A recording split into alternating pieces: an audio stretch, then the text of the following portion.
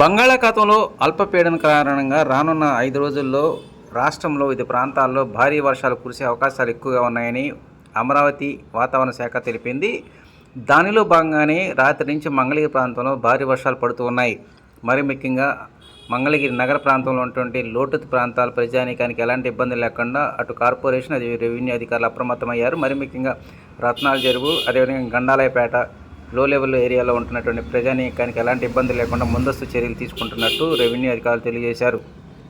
ఇక గత 2 రోజుల నుంచి మంగళగిరి ప్రాంతంలో పడుతున్నటువంటి భారీ వర్షాలు పుణ్యమంటూ వరి పంటకు ఎంతగానో మేలు చేస్తుందంటున్నారు వ్యవసాయ శాఖ అధికారులు.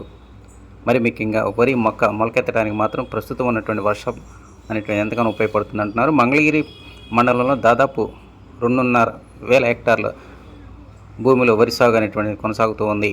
ఇప్పటి వరకు ఎలాంటి ఇబ్బంది లేదని వ్యవసాయ అధికారులు తెలియజేశారు.